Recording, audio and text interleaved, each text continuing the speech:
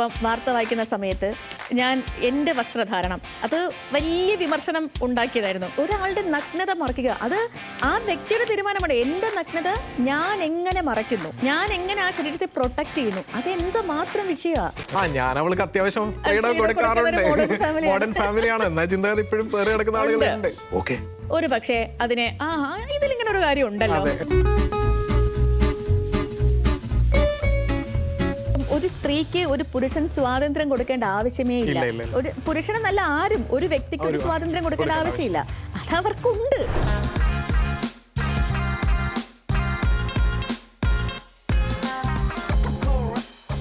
സേതു, നമ്മൾ ഓപ്പൺ മൈൻഡിൽ സംസാരിക്കുന്നതേ ഇഷ്ടവസ്ത്രം ധരിക്കാൻ പറ്റില്ല എന്ന വിഷയത്തെക്കുറിച്ചാണല്ലോ. നമുക്കറിയാം, മനുഷ്യർ ആദ്യമായിട്ട് വസ്ത്രം ധരിക്കാൻ തുടങ്ങിയിട്ട് ഇപ്പോൾ ഈ ഒരു കാലമായിട്ട് കണക്ട് ചെയ്ത് നോക്കുകയാണെങ്കിൽ ഏതാണ്ട് ഒരു 1.5 ലക്ഷം വർഷങ്ങളായിട്ടുണ്ടാവും എന്നാണ് നരവംശ ശാസ്ത്രജ്ഞരൊക്കെ പറയുന്നത്. അപ്പോൾ അത്രയും ഒരു പഴക്കമുണ്ട്. എന്നിട്ടുമാണോ നമ്മൾ ഈ വിഷയം സംസാരിക്കുന്ന ചോദ്യമൊക്കെ ചിലപ്പം സേതുവിൻ്റെ മനസ്സിലുണ്ടാവും. പക്ഷേ ഈ കാലത്തും വസ്ത്രധാരണത്തെക്കുറിച്ചുള്ള ചർച്ചകൾ സജീവമാണ്. പലതരത്തിലും പല കലാകാരന്മാരടക്കം ഈ വസ്ത്രത്തെക്കുറിച്ച് വസ്ത്രധാരണത്തിൻ്റെയൊക്കെ പേരിൽ അപമാനിക്കപ്പെടുന്നുണ്ട്, അധിക്ഷേപിക്കപ്പെടുന്നുണ്ട്. അപ്പോൾ സ്വാഭാവികമായിട്ടും കാലങ്ങൾ എത്ര കഴിഞ്ഞാലും അത് പ്രസക്തമാണ്. അതുകൊണ്ടാണ് നമ്മൾ സംസാരിക്കുന്നത്. ഇപ്പം നമുക്ക് നോക്കുകയാണെങ്കിൽ DYFIയുടെ സംസ്ഥാന സമ്മേളനത്തിൽ മിസ എന്നു പേരുള്ള നാടകം അവതരിപ്പിച്ചു. അതിനെക്കുറിച്ചുള്ള പൊല്ലാപ്പുകൾ ഇപ്പോൾ ഇപ്പോഴും സജീവമായിട്ട് നടക്കുന്നുണ്ടല്ലോ. അത് ശരിക്കും പറഞ്ഞാൽ അതൊരു കുറച്ച് ഭാഗം ഞാൻ കണ്ടു, ആ നാടകത്തിൻ്റെ പ്രസക്തമായിട്ടുള്ള കുറച്ച് ഭാഗങ്ങൾ കണ്ടു. അപ്പോൾ എന്നെ ഒരു തരത്തിലും അത് ഏതെങ്കിലും തരത്തിൽ അതൊരു മോശമാണ് എന്ന് തോന്നുന്ന തരത്തിൽ ഒരു ചിന്തയും എൻ്റെ മനസ്സിൽ വീട്ടിൽ. ശരിക്കും പറഞ്ഞാൽ ആ കഥാപാത്രം, ആ ഒരു അഭിനേത്രി വളരെ ഭംഗിയായിട്ട് അഭിനയിച്ച് കാണിക്കുന്നതാണ്. പക്ഷേ അതേക്കുറിച്ചല്ല ചർച്ചകൾ പോകുന്നത്. പകരം അവർ അർദ്ധനഗ്നയായിട്ടാണ് നിൽക്കുന്നത്. പിന്നെ വേറെ സിനിമാ പാട്ടുകളൊക്കെ ചേർത്തിട്ട് ഇവർ ക്യാമറ നൃത്തമാണ് കാണിക്കുന്നത് എന്നുള്ള തരത്തിൽ വരെ അധിക്ഷേപിക്കുന്നുണ്ട്. അപ്പോൾ കാര്യങ്ങൾ കൈവിട്ടു പോകുന്ന രീതിയിലേക്കൊക്കെയാണ് മാറുന്നത്. ഇപ്പോഴും നല്ല ഇനിയിപ്പോൾ വരുന്ന ഏതൊരു കാലഘട്ടമാണെങ്കിൽ പോലും ഈ വസ്ത്രധാരണം എപ്പോഴും ഒരു സജീവ ചർച്ചയിൽ നിൽക്കുന്ന വിഷയം. വസ്ത്രധാരണത്തെ കുറിച്ചൊക്കെ ഈ ഘട്ടത്തിൽ നമ്മൾ ഇങ്ങനെ സംസാരിക്കേണ്ട ഒരു ആവശ്യം ഉണ്ടോ എന്ന് ചോദിച്ചാൽ ഓഫ് കോഴ്സ് ഉണ്ട്. കാരണം അത്തരത്തിലുള്ള ചിന്തകളുള്ള, അത്തരത്തിൽ അഭിപ്രായങ്ങൾ പ്രകടിപ്പിക്കുന്ന ആളുകൾ നമ്മുടെ സമൂഹത്തിൽ ഉണ്ട് എന്നുള്ളതാണ്. അതൊരു കാലഘട്ടത്തിൻ്റെ പ്രശ്നമല്ല എന്ന് തോന്നുന്നു. കാരണം ഇപ്പോൾ പണ്ടത്തെ സമൂഹം, ഇപ്പം നമ്മൾ പറയുന്ന പോലെ പണ്ടത്തെ കാലത്താണെങ്കിലും ഇപ്പോഴത്തെ കാലത്താണെങ്കിലും പോസിറ്റീവായിട്ട് എല്ലാ കാര്യങ്ങളും എടുക്കുന്ന മനുഷ്യരുമുണ്ട്, എല്ലാത്തിലും ഓരോ കുറ്റം കണ്ടുപിടിക്കുന്നവരുമുണ്ട്. ഇപ്പം സുബിൻ തന്നെ പറഞ്ഞ പോലെ ഇപ്പം ഇപ്പം ലേറ്റസ്റ്റ് ആയിട്ട് നമുക്ക് പറയാൻ പറ്റുന്ന കാര്യം മിസയാണല്ലോ. മിസ നാടകം ഇപ്പം DYFIയുടെ സംസ്ഥാന സമ്മേളന വേദിയിൽ അവതരിപ്പിക്കപ്പെട്ട നാടകം. നമുക്കറിയാവുന്ന പോലെ 1975 അടിയന്തരാവസ്ഥ കാലഘട്ടത്തിൽ അവിടെ സ്നേഹലത റെഡ്ഡി എന്ന് പറയുന്ന ഒരു സ്ത്രീ, അവർക്ക് നേരിടേണ്ടി വന്ന അതൊരു സംഭവമാണ്. അവർക്ക് നേരിടേണ്ടി വന്ന അന്നത്തെ സാമൂഹിക പശ്ചാത്തലം അങ്ങനെയാണ്. അക്കാലത്തെ വസ്ത്രധാരണം അങ്ങനെയാണ്. അപ്പം ഈ ഒരു വിഷയം അത് ഒരു നാടകവേദിയിലേക്ക് അവതരിപ്പിക്കപ്പെടുമ്പോൾ ഇപ്പം സുബിൻ പറഞ്ഞ പോലെ അതിൻ്റെ കഥാതന്തുവല്ല, ആ സന്ദർഭമല്ല അവിടെ ചർച്ചയാവണേ, അവിടെ അവരുടെ വേഷമാണ്. എന്തിന് ഈ വേഷം ഇട്ടു? ഇതിൽ എനിക്ക് പക്ഷേ ഞാനിത് പറഞ്ഞത് ചിലപ്പോൾ വിവാദമായിരിക്കും. ഇപ്പം ഈ കഥാപാത്രത്തെ ഇപ്പം സ്നേഹലത റെഡ്ഡിക്ക് പകരം അവിടെ ഒരു കേശവനാണ് ഈ ഒരു പ്രശ്നം നേരിട്ടതെങ്കിൽ അതൊരു വിഷയമേ അല്ല. അതായത് ഒരു പുരുഷനൊരു നഗ്നത കാണിച്ചാൽ ഇവിടെ അതൊരു വിഷയമേ അല്ല. അതിന് പകരം സ്ത്രീ ഇവിടെ ഒരു അർദ്ധനഗ്നയായിട്ട് വരികയാണെങ്കിൽ അത് ചരിത്രത്തെക്കാളൊക്കെ അപ്പുറം എല്ലാത്തിലും ചോദ്യം ചെയ്യപ്പെടില്ല, എല്ലാ കാര്യങ്ങളിലും. ഇപ്പോൾ ഒരു സ്ത്രീക്ക് നമ്മളെപ്പോഴും പറയും നമുക്ക് നമ്മുടെ കംഫർട്ട് അനുസരിച്ച് വസ്ത്രം ചെയ്യാൻ പറ്റണം. അപ്പോൾ വരുന്ന ചോദ്യം എന്തറിയോ, നിങ്ങൾ പണ്ട് മാറുമറയ്ക്കാൻ വേണ്ടി സമരം നടത്തിയ ടീംസ് ആണല്ലോ, എന്നിട്ട് നിങ്ങൾക്കിപ്പോൾ മാറുമറയ്ക്കണ്ടേ? അതാണ് വരുന്ന ചോദ്യം. പണ്ട് നിങ്ങൾ വസ്ത്രം ധരിക്കണമെന്ന് പറഞ്ഞ് സമരം ചെയ്ത ടീംസ് അല്ലേ നിങ്ങൾ, എന്നിട്ട് ഇപ്പോൾ നിങ്ങൾക്ക് വസ്ത്രം ധരിക്കണ്ടേ? നമ്മൾ ഒരാളുടെ നഗ്നത മറയ്ക്കുക, അത് ആ വ്യക്തിയുടെ തീരുമാനമാണ്. എൻ്റെ നഗ്നത ഞാൻ എങ്ങനെ മറയ്ക്കുന്നു, ഞാൻ എങ്ങനെ ആ ശരീരത്തെ പ്രൊട്ടക്ട് ചെയ്യുന്നു, അതെന്ത് മാത്രം വിഷയമാണ്. അതെന്തിനാണ് മറ്റൊരാളെ പൊള്ളിക്കുന്നത് എന്ന കാര്യത്തിൽ എനിക്ക് ഇതുവരെ അതിലൊരു ഉത്തരം കണ്ടുപിടിക്കാൻ പറ്റിയിട്ടില്ല.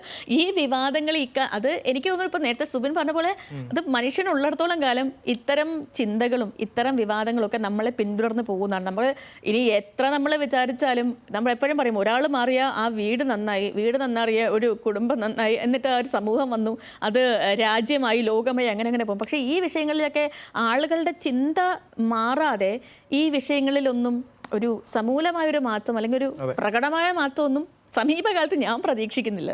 അവസാനം പറഞ്ഞ് നിർത്തിയെടുത്തുന്ന ഒരു കാര്യം പറയട്ടെ. കുഞ്ഞുണ്ണി മാഷ് പഴയൊരു കവിത പുള്ളി എഴുതിയിട്ടുണ്ട്. അതായത് വലിയൊരു ഈ ലോകം മുഴുവൻ നന്നാവാൻ ചെറിയൊരു സൂത്രം ഞാൻ ചെവിയിലോതാം.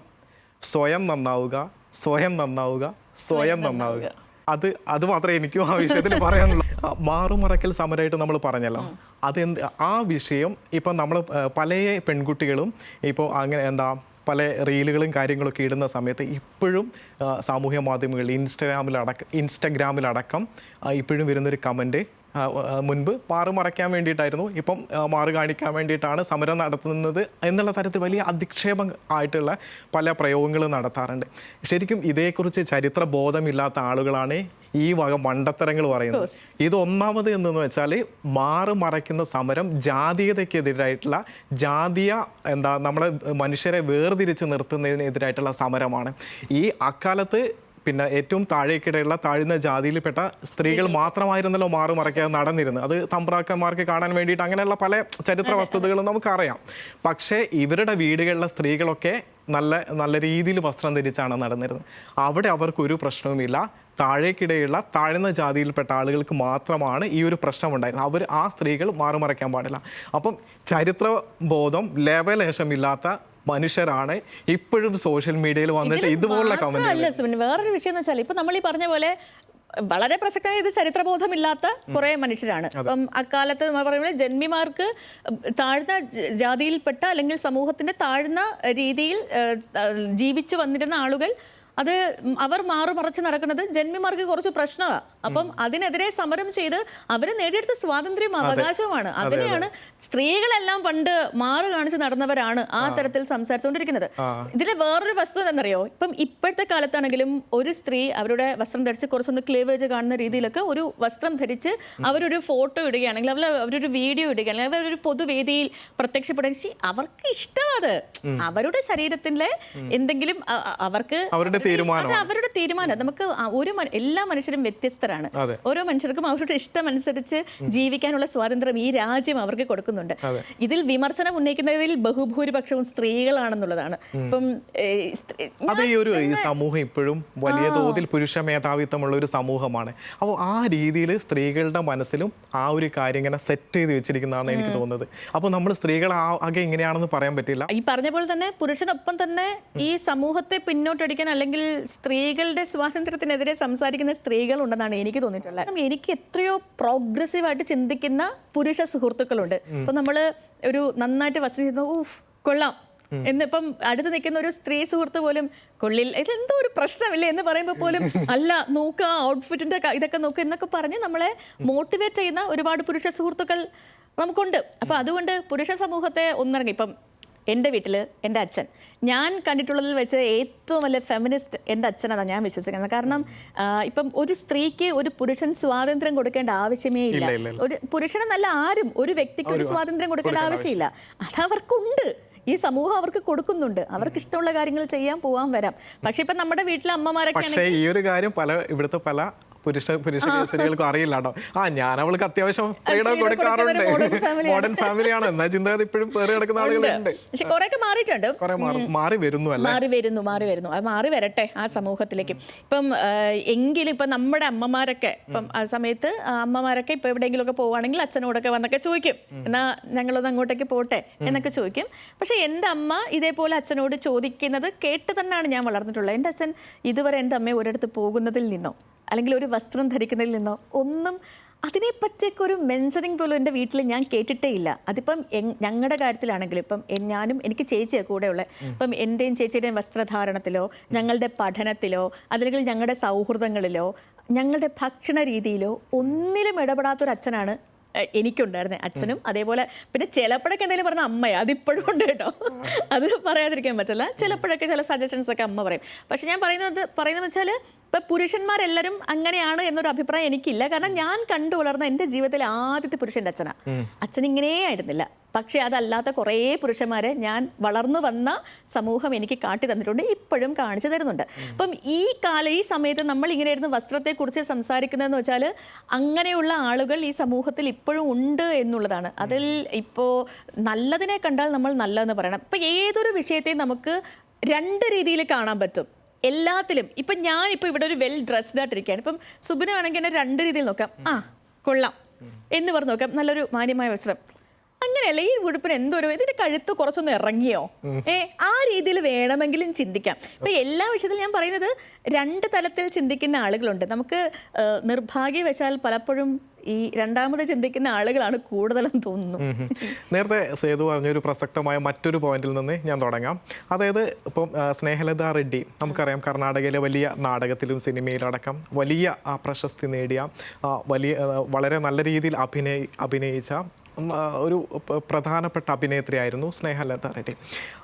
അടിയന്തരാവസ്ഥ കാലത്ത് ആ പോലീസിൻ്റെ ക്രൂരമായിട്ടുള്ള പീഡനങ്ങളേറ്റ് പൂർണ്ണമായും നഗ്നയാക്കപ്പെട്ട് ജയിലിലൂടെ പരേഡ് ചെയ്യപ്പെട്ട അങ്ങനെ പലയധികം ക്രൂരതകളും അവർ ഏറ്റുവാങ്ങിയിട്ടുണ്ട്. അവർ പിന്നെ ജയിലിൽ കിടന്നിട്ട് തന്നെയാണ് കൊല്ലപ്പെടുകയും ചെയ്തത്. ശരിക്കും പോലീസിൻ്റെ ക്രൂരമർദ്ദനത്തിന് ഇരയായിട്ട് കൊല്ലപ്പെടുകയാണ് ഉണ്ടായത്. അപ്പോൾ അത്രയ്ക്കും ആ അവസ്ഥ 1975 ഇവിടെ അടിയന്തരാവസ്ഥ നടന്ന സമയത്തെ അത്രയും മോശമായിട്ടുള്ളൊരു കാലഘട്ടമായിരുന്നു അന്ന് എന്ന് കാണിക്കുന്നത് ഒരു നാടകമാണത്. അതിനെയാണ് ഇങ്ങനെ വക്രീകരിച്ച് മാറ്റിയത്. അപ്പോൾ ഒറ്റ പോയിന്റ് കൂടി പറയാം സേതു, അടിയന്തരാവസ്ഥയെ അക്കാലത്ത് ഇപ്പം സാധാരണ മനുഷ്യർക്കാവട്ടെ, കലാകാരന്മാർക്കാവട്ടെ, പ്രതിപക്ഷത്തുള്ള നേതാക്കൾക്കടക്കം അവിടെ എന്താ കൃത്യമായിട്ടുള്ള ഒരു സ്വാതന്ത്ര്യം കിട്ടിയിരുന്നില്ല. സംസാരത്തിനും അവരുടെ ആവിഷ്കാര സ്വാതന്ത്ര്യത്തിനൊക്കെ വേണ്ടിയുള്ള കൃത്യമായിട്ടുള്ള ഒരു സ്പേസ് ഇവിടെ ഇല്ലായിരുന്നു എന്നൊക്കെ വ്യക്തമാക്കുന്ന നാടകമാണല്ലോ. അപ്പോൾ അത് ആർക്കാണോ പിന്നെ കൊള്ളേണ്ടത് അത് കൃത്യമായിട്ട് കൊണ്ടു. ആ നാടകം മിസ എന്ന് പറഞ്ഞ DYFI സമ്മേളനത്തിൽ അവതരിപ്പിച്ച നാടകം കൃത്യമായിട്ട് കൊള്ളേണ്ടടുത്ത് കൊണ്ടു. പിന്നെ അതിൽ ആർക്കൊക്കെയാണ് അത് പൊള്ളൽ ഏൽക്കേണ്ടത് അവർക്കത് കൃത്യമായിട്ട് പൊള്ളലേറ്റു. അപ്പോൾ അതിൽ നിന്നൊക്കെ ഉണ്ടായ ഒരു ഫ്രസ്ട്രേഷൻ്റെ പുറത്താണ് ഇവർ ഏഴുമല പൂഞ്ചോല അങ്ങനെ ആ പാട്ടിനൊക്കെ ഈ ഒരു സീനൊക്കെ ഇട്ടിട്ട് അത്രയും മോശമായിട്ട് അവർ കാണിച്ചിട്ടുണ്ട്. അതൊക്കെ എനിക്ക് കണ്ടപ്പോൾ ഭയങ്കര ദേഷ്യം തോന്നിയിട്ടുണ്ട് കേട്ടോ. കാര്യം അത് കൃത്യമായിട്ട് അവർക്ക് പൊള്ളിയത് കൊണ്ടാണ് ഈ രൂപത്തിൽ ആ സ്ത്രീയുടെ ആ ഒരു അഭിനേത്രിയുടെ പിന്നെ ആവിഷ്കാരം അവരുടെ കഴിവിനെ, അവരുടെ ശേഷിയെ, അഭിനയ ശേഷിയെ പോലും പ്രകീർത്തിക്കാതെ എത്രയും വക്രീകരിച്ചത് കൊള്ളേണ്ട അടുത്ത് കൃത്യമായിട്ട് കൊണ്ടു എന്ന് തന്നെയാണ് ഞാൻ മനസ്സിലാക്കുന്നത്. ഈ എല്ലാ വിഷയങ്ങളിലും അങ്ങനെ കേട്ടോ. അത് ഇപ്പം ചിലരുടെ ഒരു പ്രത്യേക അജണ്ട അത് എല്ലാ വിഷയങ്ങളിലും പ്രകടമാണ്. അത് ഒന്നിലെന്നല്ല പലതിലും. ഇപ്പം അടിയന്തരാവസ്ഥ കാലത്തെ ഒരു സ്ത്രീ അനുഭവിച്ച വേദനയും യാതനയും അന്നത്തെ കാലം അതാണ്, അന്നത്തെ സാമൂഹിക പശ്ചാത്തലം അതാണ്. അവർക്കൊരു പാൻറ്റും സൂട്ടും ഇട്ടിട്ട് അവർക്ക് പോയി അടികൊള്ളാൻ പറ്റില്ലല്ലോ. അപ്പം ആ ഒരു ചരിത്ര ബോധമില്ലാത്ത, ഇതിനെക്കുറിച്ച് ഒരു ബോധവുമില്ലാത്ത ആളുകളാണ് വിമർശനം ഉണ്ടാക്കുന്നത് എന്നുള്ളത് ഒന്ന്. രണ്ടാമത്തെ ഇത് പറഞ്ഞ പോലെ പൊള്ളേണ്ടവർക്ക് പൊള്ളുമ്പോൾ അവർ ഇതിനെ ഏത് തലത്തിൽ, ഇപ്പം അതിലെ രാഷ്ട്രീയം പറഞ്ഞാൽ ചിലപ്പോൾ ചില മനുഷ്യർക്ക് അത് ദഹിക്കണമെന്നില്ല. എന്നാൽ അതിനെ ഇത്തരത്തിലൊന്ന് വളച്ചൊടിച്ചാൽ ഒരു പക്ഷേ അതിനെ ഇതിലിങ്ങനെ ഒരു കാര്യം ഉണ്ടല്ലോ, ആ തലത്തിലേക്ക് അത് പോകും. അത് ഒന്നിലെന്നല്ല പല വിഷയങ്ങളിലും നമ്മളിപ്പോൾ ഞാൻ പറയാം, ഇപ്പം ഈ രാമായണം ആ സിനിമ ഇറങ്ങുന്ന സമയത്ത് സായി പല്ലവി നേരിടേണ്ടി വന്ന സൈബർ അറ്റാക്കുകളൊക്കെ നമ്മൾ കണ്ടതാണ്. ഇപ്പം പിന്നെ വേറൊരു കാര്യം എന്ന് വെച്ചാൽ, ഇപ്പം നമ്മൾ ചരിത്ര സംഭവങ്ങളെല്ലാം എടുത്തു നോക്കിയാലും സ്ത്രീകളെ പലപ്പോഴും മർദ്ദനഗ്നരായിട്ടാണ് പ്രദർശിപ്പിച്ചിട്ടുള്ളത്. അത് ഈ വിമർശനം ഉണ്ടാക്കുന്നവരാണെങ്കിൽ പോലും അതിനെതിരെ ആരും ഒന്നും സംസാരിക്കുന്നില്ലല്ലോ. ഒരു പൂർണ്ണ ഒരു വസ്ത്രം ധരിച്ച ഒരു എന്താ ശില്പം, ഒരു പഴയകാല ഒരു ശില്പം, അത് ആരെങ്കിലും കണ്ടിട്ടുണ്ടോ? ഒരു സ്ത്രീയുടെ, എല്ലാവർക്കും സ്ത്രീകളെ ഈ തരത്തിലാണ് പോർട്രേ ചെയ്തിട്ടുള്ളത്.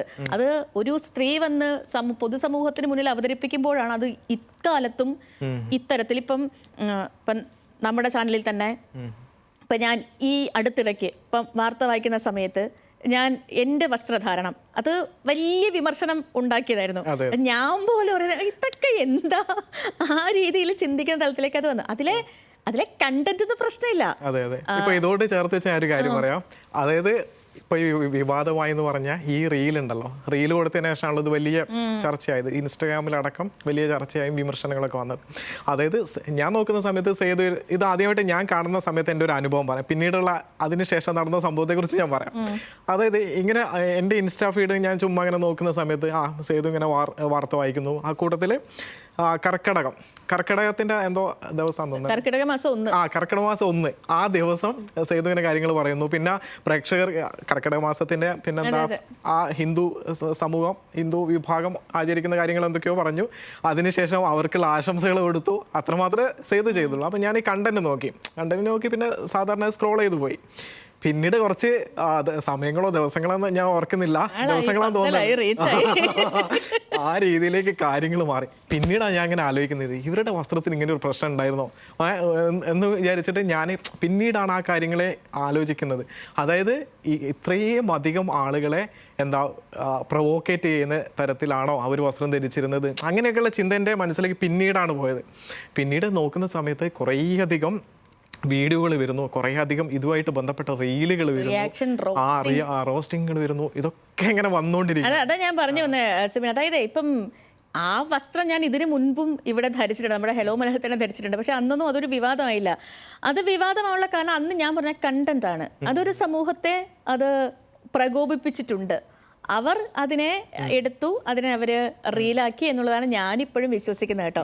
അതല്ലാതെ ആ വസ്ത്രത്തിന് എന്തെങ്കിലും പ്രശ്നമുള്ളതായിട്ട് അപ്പോഴും ഇപ്പോഴും എനിക്കൊരു തോന്നലില്ല. അങ്ങനെയാണ് ഞാൻ ഒരു കാര്യം ചോദിക്കട്ടെ, അതായത് ഇപ്പം കർക്കിടക മാസത്തിന്റെ എന്തോ ശുദ്ധി നശിപ്പിക്കും ആ രീതിയിലൊക്കെ ആണല്ലോ കമന്റുകളും കാര്യങ്ങളൊക്കെ വന്നത്. പഞ്ഞമാസത്തിൽ ഇങ്ങനെയൊക്കെ വന്നു, അങ്ങനെ അടക്കമുള്ള കമന്റുകളാണല്ലോ പലരും ഇട്ടത്. അങ്ങനെയാണ് സേതു നേരത്തെ ഒരു വളരെ പ്രധാനപ്പെട്ട ഒരു പോയിന്റ് പറഞ്ഞില്ലേ, അതൊരു ക്ഷേത്ര ചുമരുകളിൽ സ്ത്രീകളുടെ നഗ്നത കാണിച്ചുകൊണ്ടുള്ള പലയധികം ശില്പങ്ങളും, ആ ശില്പങ്ങൾ, ചിത്രങ്ങൾ എത്രയധികം വന്നു. അന്ന് ആർക്കും ഒരു പ്രശ്നമില്ലായിരുന്നോ? അല്ല, ഇപ്പോഴും ഉണ്ടല്ലോ, ഇപ്പോഴും ആ ക്ഷേത്രങ്ങൾ നിലനിൽക്കുന്നുണ്ടല്ലോ, അപ്പൊ ആർക്കും പ്രശ്നമില്ലേ? മാത്രമല്ല, ഇപ്പം സ്ത്രീ സൗന്ദര്യത്തെ കാണിക്കാൻ എപ്പോഴും അർദ്ധനഗ്നമായിട്ട് സ്ത്രീയെ പ്രദർശിപ്പിക്കുകയാണ് എല്ലാവരും, ചരിത്രകാരന്മാരെല്ലാവരും ഇപ്പോഴും ചെയ്തു വരുന്നത്. ഇപ്പോൾ ഏതെങ്കിലും ഒരു ശില്പം ഉണ്ടാക്കിയാൽ ഒരു ഫുൾ സൽവാർ കെട്ടിക്കുന്ന ഒരു സ്ത്രീയുടെ ശില്പം ഏതെങ്കിലും ചിത്രകാരൻ കൊത്തുവോ? ഇല്ല. സ്ത്രീ എന്ന് പറഞ്ഞാൽ ഒരു സമൂഹം കാണുന്നത് ഇതാണ് സ്ത്രീ, അതാണ് കൊത്തി വെച്ചിരിക്കുന്ന ശില്പം. അതല്ലാതെ ഒരു വെൽ ഡ്രസ്ഡ്, ഒരു സാരി ഉടുത്ത് നിൽക്കുന്ന, ഒരു പ്രോപ്പറായിട്ട് ഒരു ഫുൾ സ്ലീവ് ബ്ലൗസ് ഒക്കെ ഇട്ട് നിൽക്കുന്ന സാരി ഉടുത്ത ഒരു സ്ത്രീ ശില്പം നമ്മൾ ആരെങ്കിലും കണ്ടിട്ടുണ്ടോ? പിന്നെ ഈ ശില്പമായിട്ട് ബന്ധപ്പെട്ട ഒരു കാര്യം പറയുന്നത്, പുതിയ കാലത്ത് ഇപ്പം കാനായി കുഞ്ഞിരാമന്റെ മലമ്പുഴ യക്ഷി, പിന്നെ തിരുവനന്തപുരത്തെ ആ സാഗര കന്യക അല്ലേ, അപ്പോൾ അങ്ങനെ അടക്കമുള്ള പിന്നെ ഒരുപാട് ശില്പങ്ങളുണ്ടല്ലോ, അത് ഇതുപോലെ തന്നെ അർദ്ധനഗ്നമായിട്ടുള്ള രൂപങ്ങളാണ്. പക്ഷേ കാനായി കുഞ്ഞിരാമന് അതിൽ കൃത്യമായിട്ടുള്ള ഒരു പൊളിറ്റിക്സ് ഉണ്ടായിരുന്നു. അദ്ദേഹം ആളുകൾ കൂടാൻ വേണ്ടിയിട്ടോ അല്ലെങ്കിൽ വേറെ എന്തെങ്കിലും ആവശ്യത്തിന് വേണ്ടിയിട്ടല്ല അങ്ങനെ ഒരു പിന്നെ ശില്പം കൃത്യമായിട്ട് പ്ലാൻ ചെയ്തിരുന്നത്. അദ്ദേഹം ഒരു കൾച്ചറൽ ഷോക്ക് കൊടുക്കുക എന്നുള്ളൊരു അദ്ദേഹത്തിൻ്റെ ഒരു ഐഡിയ ഉണ്ടായിരുന്നു, അദ്ദേഹത്തിൻ്റെ ഒരു പ്ലാൻ ഉണ്ടായിരുന്നു. അതിന് വേണ്ടിയിട്ടാണ്. അതായത് സ്ത്രീയുടെ നഗ്നത എന്ന് പറയുന്നത് എന്തോ ഇപ്പോൾ പുരുഷന്മാർ തോർത്തുകൊണ്ടൊക്കെ കൊടുത്ത് അങ്ങോട്ടും ഇങ്ങോട്ടും നടക്കുന്നത് നമ്മൾ കണ്ടിട്ടുണ്ടല്ലോ. അപ്പോൾ പക്ഷേ സ്ത്രീകൾക്ക് എന്തെങ്കിലും തരത്തിലുള്ള അങ്ങനെ അവരുടെ ശരീരാവയവങ്ങളൊക്കെ എന്തോ ലൈംഗിക ആവശ്യങ്ങൾക്ക് വേണ്ടി മാത്രമുള്ളതാണ് എന്നുള്ള അടക്കം അങ്ങനെ പല ചട്ടക്കൂടുകൾ ഈ സമൂഹത്തിലുണ്ടല്ലോ. ആ അങ്ങനെയുള്ളൊരു സമൂഹത്തിന് കൊടുക്കാൻ പറ്റുന്ന ഏറ്റവും നല്ലൊരു കൾച്ചറൽ ഷോക്കായിട്ടാണ് കാനായി കുഞ്ഞിരാമൻ മലമ്പുഴ യക്ഷി ആവട്ടെ സാഗര കന്യകയാവട്ടെ ഇതൊക്കെ ആവിഷ്കരിച്ചത്. അപ്പം അങ്ങനെ ഒരു കാര്യം കൂടി നിശ്ചയമായിട്ടും അതാ. ഇപ്പം ഒരു പുരുഷൻ അർത്ഥനഗ്നായിട്ട് നടന്ന, അതാ ഞാൻ തുടക്കത്തിൽ പറഞ്ഞ പോലെ, ഇവിടെ ഈ സമൂഹത്തിന് അതൊരു പ്രശ്നമേ അല്ല. അത് ഒരു പക്ഷേ അവർ ഇപ്പം വീട്ടിൽ അധികം അങ്ങനെ വസ്ത്രം ഷർട്ടൊക്കെ ധരിച്ച് എപ്പോഴും ഷർട്ടൊക്കെ ധരിച്ച് നടക്കുന്ന ആളുകളല്ല പുരുഷന്മാർ. ഒരു പക്ഷേ അത് കണ്ടു വളർന്നുകൊണ്ടായിരിക്കാം, എനിക്കറിയില്ല. എന്താണെങ്കിലും ഇപ്പം ഒരു നടു റോഡിൽ കൂടെ ഒരു പുരുഷൻ ഷർട്ടില്ലാതെ നടന്നാലും അത് ഇവിടുത്തെ സമൂഹത്തിന് അതൊരു പ്രശ്നമൊന്നും ആയിരിക്കില്ല എന്നാണ് എൻ്റെ ഒരു വിശ്വാസം. പക്ഷെ അതേ സമയത്ത് ഒരു സ്ത്രീ അല്ലാതെ നടക്കുകയാണെങ്കിൽ അത് ഇപ്പോഴും ഈ സമൂഹത്തിന് അത് വലിയൊരു പ്രശ്നമാണ്. എന്ന് വെച്ചാൽ സ്ത്രീ കുറച്ചെങ്കിലും അവരുടെ ശരീരഭാഗം പ്രദർശിപ്പിക്കുകയാണെങ്കിൽ അതൊരു പ്രശ്നമായിട്ട് തന്നെയാണ് ഇവിടെ നിലനിൽക്കുന്നത്. ഇപ്പം അതിന് ഈ പലതരത്തിലുള്ള കാര്യങ്ങളും ഉണ്ട്. സമൂഹത്തിന്റെ ചിന്ത മാറാത്തതോ എന്തൊക്കെയാണ് അതിനുള്ള കാര്യം. അതെ, ഇപ്പോൾ ഇതുമായിട്ട് കണക്ട് ചെയ്ത് ഞാൻ മറ്റൊരു കാര്യം പറയാം. അതായത് ജെൻഡർ ന്യൂട്രൽ ആയിട്ടുള്ള വസ്ത്രങ്ങൾ ധരിക്കുന്നുണ്ടല്ലോ. ഇപ്പോൾ ഈ സ്റ്റുഡിയോയും അങ്ങനെയുള്ള കുറേയധികം സ്ഥാപനങ്ങൾ വന്നുകൊണ്ടുകൂടിയാണ് ഇത് ഭയങ്കരമായിട്ട് പ്രചാരം നേടിയത്. ഇപ്പം കൂടുതലായിട്ട് ജെൻ ആൽഫ, ജെൻസി കുട്ടികളൊക്കെയാണ് നമ്മളുടെ കൊളീഗ്സ് ഉണ്ടല്ലോ, കൊളീഗ്സ് അടക്കമുള്ള ആളുകൾ ഈ പറഞ്ഞ തലമുറയിൽപ്പെട്ട ആളുകളുണ്ടല്ലോ. അപ്പോൾ അവർ പിന്നെ ധരിച്ചു വരുന്ന വസ്ത്രങ്ങളൊക്കെ നമുക്ക് കൃത്യമായിട്ട് അറിയാം. ഇപ്പോൾ ഒരു ആൺകുട്ടി ഒരു ജീൻസും ഒരു ഷർട്ടൊക്കെയാണ് ധരിക്കുന്നതിൽ, അല്ലെങ്കിൽ ജീൻസും പിന്നെ അതുപോലെ തന്നെ ഒരു ടീഷർട്ടാണ് ധരിക്കുന്നതെന്ന് വെച്ചാൽ ചിലപ്പോൾ അവൻ ഇൻസൈഡ് ചെയ്യും. അതേ രീതിയിൽ തന്നെ പെൺകുട്ടികളും വരുന്നത്. പണ്ട് കാലങ്ങളിൽ, അതായത് ഞാനൊരു 90s കിഡായിട്ടുള്ള ആളാണ്, അപ്പം കുറച്ചുകൂടി മുൻപുള്ള കാലം, അതായത് ഈ ജെൻ ആൽഫ ജെൻസി കുട്ടികൾക്ക് മുമ്പുള്ള ആ ഒരു നമ്മുടെ ഒരു കുട്ടിക്കാലത്തൊക്കെ നമ്മൾ കേട്ട് വളർന്നത് എങ്ങനെയാണെന്ന് വെച്ചാൽ, ഇപ്പം നമ്മുടെ ചേച്ചിമാരോ ആരെങ്കിലുമൊക്കെ ഒരു ജീൻസ് ധരിക്കുക എന്നൊക്കെ പറഞ്ഞാൽ ഭയങ്കര പ്രശ്നമാണ്. പിന്നെ അതുപോലെ അതിൻ്റെ കൂടെ ഒരു ടീഷർട്ട് ഇട്ടു എന്ന് പറഞ്ഞാൽ അവിടെ എന്തോ കലാപുണ്ടാവും. ആ തരത്തിലായിരുന്നു ഇവിടുത്തെ കാര്യങ്ങൾ ഉണ്ടായിരുന്നത്. ഇപ്പോഴത്തെ ആൺകുട്ടികൾ എങ്ങനെയാണോ നടക്കുന്നത് അതുപോലെ നടക്കുന്നത്. അതായത് ചെരുപ്പ് പോലും ആൺകുട്ടികൾ ധരിക്കുന്ന ചെരുപ്പാണ് ഇന്നത്തെ ജെൻ ആൽഫ ജെൻസി തലമുറയിൽപ്പെട്ട പെൺകുട്ടികൾ ധരിക്കുന്നത്. ജീൻസ് പിന്നെ അതായത് പിന്നെ ടീഷർട്ട് ഷർട്ട് എല്ലാം അതായത് യുണീസെക്സ് ആയിട്ടുള്ള വസ്ത്രധാരണ രീതിയിലേക്ക് എല്ലാവരും മാറി. ഇപ്പം ഞാൻ എൻ്റെ നമ്മുടെ കൊളീഗ്സ് ആയിട്ടുള്ള ചില ആളുകളടുത്ത് ജെൻസ് കുട്ടികളടുത്തൊക്കെ ഇങ്ങനെ ചോദിച്ചിട്ടുണ്ട്, ഇങ്ങനെ ഭയങ്കര കാഷ്വലായിട്ട് എന്താ സംസാരിക്കുന്നതിൻ്റെ ഇടയിലൊക്കെ ചോദിച്ച കാര്യമുണ്ട്. അപ്പോൾ അതായത് നിങ്ങളുടെ വീട്ടുകാർ എന്തെങ്കിലും പറയാറുണ്ടോ, പ്രശ്നമാണോ, വീട്ടിൽ കലാപമൊക്കെ ഉണ്ടാവുന്നുണ്ടോ, അങ്ങനെ നമ്മൾ ഭയങ്കര കാഷ്വലായിട്ട് ചോദിക്കല്ലോ. അപ്പോൾ അവർ പറയുന്നുണ്ട്, ആ ചേട്ടാ സംഭവം നേരത്തെ അങ്ങനെയൊക്കെ ഉണ്ടായിട്ടുണ്ട്. അതായത് ആദ്യമായിട്ട് ഇങ്ങനെയൊക്കെ ധരിച്ച് വന്ന സമയത്ത് ഭയങ്കര പ്രശ്നം തന്നെയായിരുന്നു. പിന്നെ നമ്മൾ അവരെ പറഞ്ഞ് മനസ്സിലാക്കാൻ ശ്രമിക്കും, പിന്നെ അവരെ നമ്മൾ കേൾക്കാതിരിക്കും. അങ്ങനെ കുറെ കാലക്രമേണ ഇത് അവർക്കൊരു പ്രശ്നമേ അല്ലാതെ മാറി.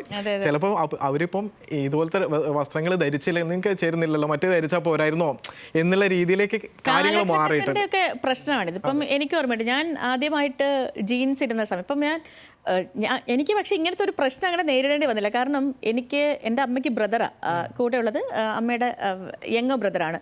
അപ്പം മാമന് 2 ആൺപിള്ളേരാണ്. അപ്പം ഞാൻ പൊതുവേ എനിക്കിപ്പോൾ തന്നെ ഇത്ര പൊക്കേ ഉള്ളൂ. അപ്പം കുഞ്ഞിലെ ഞാൻ ഭയങ്കര ചെറുതായിരുന്നു. അത്ര അസംബ്ലിയിലൊക്കെ ഞാൻ 2ാമത് നിന്നുകൊണ്ടിരുന്നത്. അപ്പം അത്രയും പൊക്കം കൊണ്ടിട്ടായിരുന്നു ഞാൻ. അപ്പോൾ ഇവന് ചെറുതാകുന്ന പാൻറ്റൊക്കെ എനിക്കാണ് വരുന്നത്. അപ്പം അങ്ങനെ ഞാൻ വളരെ ചെറുതിലെ തന്നെ പാൻറ്റും ഷർട്ടും ഒക്കെ ഇട്ട് സ്കൂളിൽ പൊയ്ക്കൊണ്ടിരുന്ന കൂട്ടത്തിലാണ് ഞാൻ. അപ്പോൾ അതുകൊണ്ട് വളർന്നു വരുമ്പോഴും എനിക്കൊപ്പം എൻ്റെ പാൻറ്റുകൾ വലുതാകുന്നു എന്നുള്ളതല്ലാതെ വലിയൊരു മാറ്റം അതിലെനിക്കങ്ങനെ നേരിടേണ്ടി വന്നില്ല. പക്ഷെ അപ്പോഴും ഞാൻ ആദ്യമായിട്ട് പ്രോപ്പറായിട്ടൊരു ജീൻസും ടീഷർട്ടും ഒക്കെ ധരിച്ച സമയം എനിക്ക് ഓർമ്മയുണ്ട്. ആ സമയത്ത് എൻ്റെ വീട്ടുകാർക്കൊന്നും പ്രശ്നമില്ല, പക്ഷെ നാട്ടുകാർക്കൊക്കെ ഒരു പ്രശ്നമായിരുന്നു. ഇവളെന്താ ഇങ്ങനെയൊക്കെ ആ തരത്തിലൊക്കെ സംസാരിച്ചു കൊണ്ടിരുന്ന ഒരു ഘട്ടമൊക്കെ എനിക്ക് ഓർമ്മയുണ്ട്. പക്ഷെ അതിന് പിന്നാലെ അതങ്ങ് യൂസ്ഡ് ആയി, എല്ലാവരും അതിലേക്ക് അങ്ങ് മാറി. ഓക്കെ, ഇങ്ങനെയാണ് കാലം, ഇങ്ങനെയൊക്കെ മാറിയിട്ടുണ്ട്. ഇപ്പം ഇതിലെനിക്ക് കൂടുതൽ പിന്നെ എനിക്ക് പറയാൻ പറ്റുന്നത് എൻ്റെ അമ്മ സാരിയിൽ നിന്ന് ചുരിദാറിലേക്കും ഇപ്പോൾ അമ്മ സൽവാറിലേക്കും ഒക്കെ മാറിയ ഒരു ഘട്ടം എനിക്ക് ഓർമ്മയാണ്. അപ്പം ഞാൻ കോളേജിലൊക്കെ പഠിക്കുന്ന ആ ഒരു സമയത്താണ് അമ്മ സാരിയിൽ നിന്നും ചുരിദാറിലേക്ക് മാറി. അതായത് അമ്മ ആദ്യമായിട്ടൊരു ടൂറിന് പോകാൻ വേണ്ടി തീരുമാനിക്കുന്നു. അമ്മയുടെ ഗേൾ ഫ്രണ്ട്സൊക്കെ ആയിട്ട് ടൂറിന് പോകാൻ തീരുമാനിക്കുന്നു. അങ്ങനെ പോകുമ്പോഴത്തേക്കാണ് ഈ സാരി ക്യാരി ചെയ്യാൻ ഭയങ്കര ബുദ്ധിമുട്ടാണല്ലോ. അപ്പോൾ അങ്ങനെ വരുമ്പോഴത്തേക്ക് എന്നാൽ പിന്നെ അപ്പോൾ നമ്മൾ അങ്ങനെയൊക്കെ ആകുമ്പോൾ ചുരിദാർ വാങ്ങിക്കുക. അപ്പോൾ അതൊരു ഭയങ്കര മടിയായി ഇവർക്ക്. സമൂഹം എന്ത് പറയും, അപ്പുറം ഇപ്പുറം ഉള്ളവരൊക്കെ എന്ത് പറയും, ആ ഒരു ചിന്തയാണ്. അതിപ്പോഴും ഉണ്ട്. അതൊരു കാലഘട്ടത്തിലല്ലോ, അത് എല്ലാ കാലഘട്ടത്തിലും ഉണ്ട്. നാട്ടുകാർ എന്ത് പറയുമെന്ന് ഓർത്തിട്ട് എല്ലാ കാര്യങ്ങളും ചെയ്തുകൊണ്ടിരിക്കുന്ന ആളുകൾ. ഇപ്പം സേതു ഈ കാര്യം പറഞ്ഞില്ലേ, അത് ഞാൻ നേരത്തെ നമ്മുടെ ജെൻസി കോളീഗ്സിന്റെ കാര്യം പറഞ്ഞില്ലേ, ആ കൂട്ടത്തിൽ അവര് വീട്ടുകാർ ഭയങ്കര പ്രശ്നമായിരുന്നു പറഞ്ഞു. അപ്പോൾ അതേ ഒരു സൈക്കോളജി നാട്ടുകാരുടെ കാര്യത്തിലെടുത്താൽ എല്ലാം സെറ്റാവുന്ന എൻ്റെ വിചാരം. കാര്യം എന്താണെന്ന് വെച്ചാൽ ഇപ്പോൾ വീട്ടിൽ നിന്ന് ഭയങ്കര പ്രശ്നങ്ങളുണ്ടായിരുന്നു, വീട്ടിൽ നിന്ന് പലയധികം കമന്റുകളും ഭയങ്കര പ്രശ്നങ്ങളൊക്കെ ഉണ്ടായിരുന്നു. അപ്പം ഇവരതിനെ യൂസ്ഡാക്കി മാറ്റി. അതുപോലെ ഈ സൊസൈറ്റിയിലും കുട്ടികൾ ഇഷ്ടമുള്ള വസ്ത്രമൊക്കെ ധരിച്ചിട്ട് അവർ യൂസ്ഡാക്കി മാറ്റണം. അപ്പൊ പിന്നെ നാട്ടുകാരൊന്നും പറയില്ല. നാട്ടുകാരാ, എനിക്ക് പുരുഷനെ പോലെ ആവണ്ട, എനിക്കൊരു സ്ത്രീ ആയാൽ മതി, ആ സ്ത്രീക്കുള്ള വസ്ത്ര സ്വാതന്ത്ര്യം എനിക്ക് വേണം, അത് എനിക്കാരും തരണ്ട, അതെനിക്കുണ്ട്. അത് ഇന്ന വസ്ത്രമേ പറയാൻ പറ്റില്ല. നിങ്ങൾക്കത് പറയാൻ ഒരു റൈറ്റ് ഇല്ല, അത് എന്ത് ഇഷ്ടമാണ്. പിന്നെ നിങ്ങൾക്ക് വിമർശിക്കാം. നമ്മൾ ഈ ഒരു സമൂഹത്തിൽ നമ്മളെല്ലാം സമൂഹ ജീവികളാണ്, വിമർശിക്കുന്നതിന് ഒരു പ്രശ്നമില്ല. ആ വിമർശനത്തെ നമ്മൾ എങ്ങനെ ഉൾക്കൊള്ളണം എന്നുള്ളതാണ്. ഇങ്ങനെ ഡെസ്പായി പോകുന്ന കുറെ ആൾക്ക്, ഞാനൊക്കെ ആ കൂട്ടത്തിലായിരുന്നു, പക്ഷെ ഇപ്പം ഞാനൊക്കെ സ്വയം കരുത്താർജിച്ച് മുന്നോട്ട് വരാണ്. നമ്മുടെ ഇഷ്ടവും നമ്മുടെ സ്വാതന്ത്ര്യവും ഒക്കെ അത് നമ്മളിൽ മാത്രം നിൽക്കുന്ന കാര്യമാണ്. മറ്റൊരാളെ നോക്കി ജീവിക്കാൻ തുടങ്ങി അതിനേ സമയം കിട്ടുള്ളൂ. സേതു, ഇപ്പോൾ അതായത് നമ്മുടെ വസ്ത്രത്തിന്റെ പേരിൽ ഒരാളുടെ വസ്ത്രം കണ്ടാലേ അയാളുടെ വ്യക്തിത്വം മനസ്സിലാവും, അയാൾ ഏത് തരക്കാരനാണ് മനസ്സിലാവും എന്നൊക്കെ ഉള്ള പല തരത്തിലുള്ള തോട്ട്സും കാര്യങ്ങളൊക്കെ നമ്മുടെ പല ആളുകളും നമ്മുടെ സമൂഹത്തിലെ പല ആളുകളും പറഞ്ഞു കേട്ടിട്ടുണ്ട്. അതിന് ഞാൻ തീർത്തും അതിനോട് വിയോജിപ്പുള്ള ഒരാളാണ് ഞാൻ. കാരണം എന്തെന്ന് വെച്ചാൽ ഇപ്പം വെൽ ഡ്രസ്ഡ് ആയിട്ടുള്ള പീഡന കേസുകളിലെ പ്രതികളെ നമ്മൾ മാധ്യമങ്ങളിൽ കണ്ടിട്ടുണ്ട്. MDMA കേസിൽ അകത്തായ അധ്യാപികമാരായ സ്ത്രീകളെ അവർ ധരിച്ച വസ്ത്രം നമ്മൾ കണ്ടിട്ടുണ്ട്. അങ്ങനെ പലയധികം 2-3 വയസ്സുള്ള കുഞ്ഞുങ്ങളെ പീഡിപ്പിക്കുന്ന അപ്പൂപ്പന്മാരെ നമ്മൾ കാണുന്നില്ലേ? അതെ. അപ്പോൾ അവരൊക്കെ മാന്യമായിട്ടുള്ള വസ്ത്രം ധരിച്ച ആളുകളാണ്. അപ്പോൾ വസ്ത്രധാരണത്തിന്റെ പേരിൽ നിങ്ങൾക്ക് ഒരാളെ ജഡ്ജ് ചെയ്യാൻ കഴിയില്ല. അവർ ഇന്ന തരക്കാരനാണ്, ഇന്ന സ്വഭാവക്കാരനാണ്, അല്ലെങ്കിൽ മോശക്കാരനാണ്, നല്ലവനാണ്, ചീത്തവനാണ്, ഒന്നും നിങ്ങൾക്ക് പറയാൻ കഴിയില്ല. അയാളുടെ വ്യക്തിത്വം എന്ന് പറഞ്ഞാൽ അയാളുടെ സ്വഭാവ രീതി, ചിന്താഗതി, പിന്നെ സമൂഹത്തിൽ ഇടപെടുന്ന പെരുമാറ്റ രീതി എന്നതിനെ ആശ്രയിച്ചിരിക്കും. എല്ലാവരും സെപ്പറേറ്റ് ഇൻഡിവിജ്വൽസ് ആണെന്നും എല്ലാവർക്കും അവരുടേതായ ഇഷ്ടങ്ങളും എനിക്കുള്ളതുപോലെ തന്നെ അല്ലേ, എന്നെ ഞാൻ ഒരു വിമർശനം എനിക്ക് കേൾക്കുമ്പോൾ അതിൽ എന്നെ പൊള്ളിക്കുന്നത് എന്താണ് എന്നുള്ളത് ആ ഒരു സാധനം ഞാനൊരു മറ്റൊരാളിലും അത് അപ്ലൈ ചെയ്താൽ തീരാവുന്ന പ്രശ്നമേ ഉള്ളൂ. എനിക്ക് ഇത്രയും പ്രശ്നമുണ്ടാവും, എന്നെ ഒരാൾ ഇങ്ങനെ വിമർശിച്ചാൽ അത് എനിക്ക് ഇത്രയും പ്രശ്നമാണ്. അതുപോലെ ആയിരിക്കില്ല ഞാൻ മറ്റൊരാളെ വിമർശിക്കുമ്പോൾ അവർക്കും ഉണ്ടാവുന്നേ. എല്ലാവരും ഓരോ ഇൻഡിവിജ്വൽസ് ആണ്. പിന്നെ അവർക്കൊക്കെ ഉണ്ടാകുന്ന സ്വഭാവങ്ങളിലെ പ്രശ്നങ്ങളുണ്ടാവും. അതർവൈസ് അവരുടെ വസ്ത്രം, അവരുടെ ശരീരം, അതെല്ലാം അവരുടെ ഇഷ്ടമാണ്. അതിന് ഈ രാജ്യം അവർക്ക് അവകാശവും സ്വാതന്ത്ര്യം കൊടുക്കേണ്ടത് ആരാ? ഒരു രാജ്യം, ആ രാജ്യത്തെ ഭരണഘടനയാണ്. അതല്ലാതെ ഒരു 2-3 വ്യക്തികളല്ല. ഒരു വസ്ത്രം ധരിച്ചാലാണ് ഒരു സ്ത്രീക്ക് നേരെ ആക്രമണം ഉണ്ടാകുന്നത്.